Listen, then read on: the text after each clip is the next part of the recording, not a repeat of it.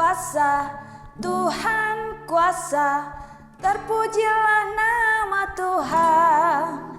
Bab Tuhan Allah Maha Kuasa, kuasanya mulia. Tuhan kuasa, Tuhan kuasa, terpujilah nama Tuhan. Bab Tuhan Allah Maha Kuasa, kuasanya mulia. Tuhan kuasa, Tuhan kuasa, terpujilah nama Tuhan. Bab Tuhan Allah Maha Kuasa, kuasanya mulia. Shalom, selamat pagi Bapak Ibu, Saudara-saudari sekalian. Puji syukur kepada Tuhan karena kasih dan anugerahnya kita bisa bertemu lagi dalam program Hikmat Pagi GKI Karangsaru. Hikmat Pagi pada hari ini akan dibawakan oleh Ibu Betty Oktavia. Pagi ini kembali kita akan mendengarkan suara Tuhan dengan membaca dan merenungkan firman Tuhan. Tapi sebelumnya mari kita akan menyiapkan hati kita dengan berdoa. Selamat pagi Tuhan. Terima kasih Tuhan untuk berkat anugerah yang sudah Tuhan berikan kepada kami hingga hari ini. Tuhan, kembali pada hari ini kami akan mendengarkan dan merenungkan sebagian dari firman-Mu. Kami mohon hikmat-Mu Tuhan agar kami bisa memahami apa yang ingin Tuhan sampaikan kepada kami. Doa ini kami naikkan dalam satu nama Tuhan Yesus Kristus, Juru Selamat kami yang hidup. Amin. Tema Hikmat Pagi pada hari ini adalah Roh Kudus menginsafkan hati. Bacaan diambil dari Kisah Para Rasul 2 ayat 37 yang berbunyi demikian. Ketika mereka mendengar hal itu, hati mereka sangat terharu. Lalu mereka bertanya kepada Petrus dan rasul-rasul yang lain, "Apakah yang harus kami perbuat, saudara-saudara?" Demikianlah sabda Tuhan, syukur kepada Allah.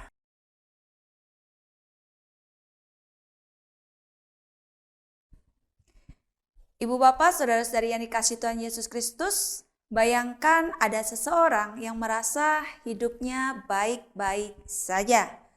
Sekian tahun kemudian ia berjumpa dengan kebenaran Injil yang membuka mata hatinya. Ia menyadari hidupnya ternyata sama sekali tidak baik-baik saja, dan ia rindu untuk mengenal kebenaran Injil itu dengan lebih dalam. Semua itu dapat terjadi hanya karena karya Roh Kudus yang menginsafkan hati manusia. Hal serupa juga terjadi pada banyak orang di masa lampau. Pada peristiwa Pentakosta, Roh Kudus bekerja melalui para rasul, terutama Rasul Petrus yang berkhotbah di hadapan banyak orang. Karya Roh Kudus tampak nyata sedemikian luar biasa dengan menginsafkan mereka sehingga mau berespon khotbah tersebut. Dikatakan bahwa hati mereka sangat terharu, atau di dalam terjemahan TB2 tersayat. Lalu mereka bertanya kepada Petrus dan rasul-rasul yang lain, "Apakah yang harus kami perbuat, saudara-saudara?" Rasul Petrus memerintahkan mereka untuk dibaptis demi pengampunan dosa. Banyak dari mereka kemudian merespon dengan memberi diri dibaptis. Kita bisa melihat di Kisah Para Rasul 2 ayat 41.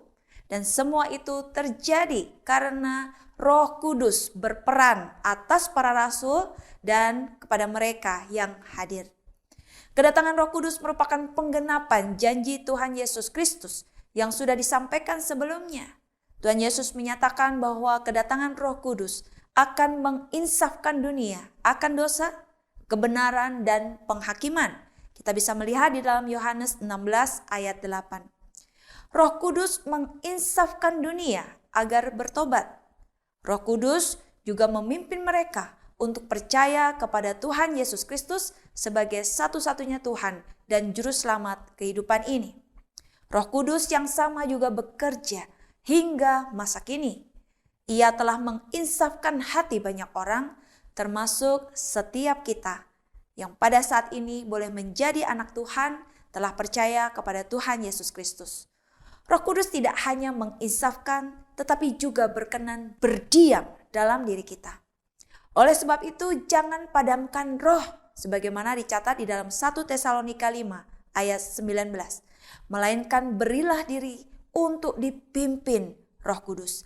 Biarkan Allah Roh Kudus membentuk hati kita, membawa kita bertumbuh semakin hari semakin serupa Kristus, serta bersaksi bagi kemuliaan nama Tuhan. Roh Kudus menginsafkan hati. Roh Kudus mengubah hidup. Amin. Mari kita berdoa. Bapa Surgawi, Bapa yang kami sembah di dalam Tuhan Yesus, kami mengucap syukur karena Allah Roh Kudus berkenan memimpin dan menuntun kehidupan kami. Menolong kami untuk kami boleh menjadi pribadi-pribadi yang semakin hari semakin serupa Kristus dan semakin hari boleh dipakai oleh Tuhan menjadi berkat bagi sesama kami, sehingga nama Tuhan saja yang dipermuliakan. Kami membuka secara leluasa untuk Allah Roh Kudus bekerja atas kami.